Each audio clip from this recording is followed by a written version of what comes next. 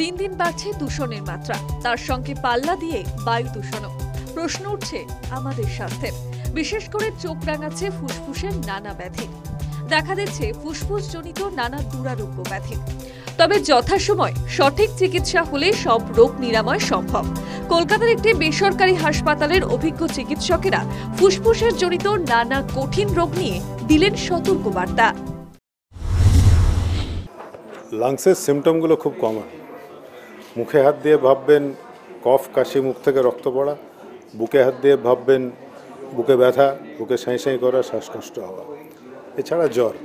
এই সিমটমের মধ্যে কোনো সিমটম থাকলে নিয়ারেস্ট লাং স্পেশালিস্টের কাছে অ্যাক্সেস করতে হবে এবং যেখানে সুষ্ঠুভাবে লাংসের চিকিৎসা হয় সেই জায়গায় অ্যাক্সেস করতে হবে।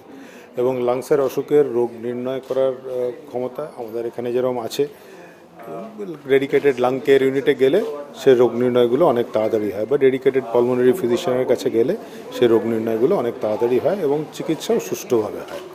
সিমটম নিজের শরীর সম্বন্ধে নিজের ইনসাইট থাকতে হবে। নিজের শরীর কখন খারাপ হচ্ছে, কোনটা কমন ব্যাধি যেগুলো ডাক্তার দেখাতে হয় না, সর্দি কাশি জ্বর, কোনটা আনকমন এবং চিকিৎসা আর্লি করলে সুবিধা হয়, এগুলো সব জানতে হয়।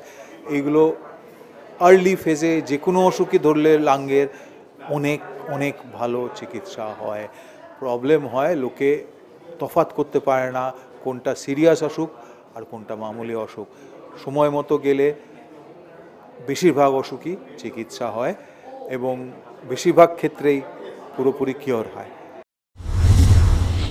এই বেসরকারি হাসপাতালে ফুসফুসজনিত রোগের চিকিৎসার জন্য আনা হয়েছে নানা অভিনব প্রযুক্তি।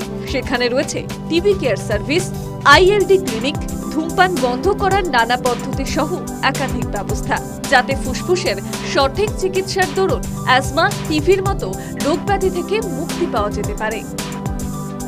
News time.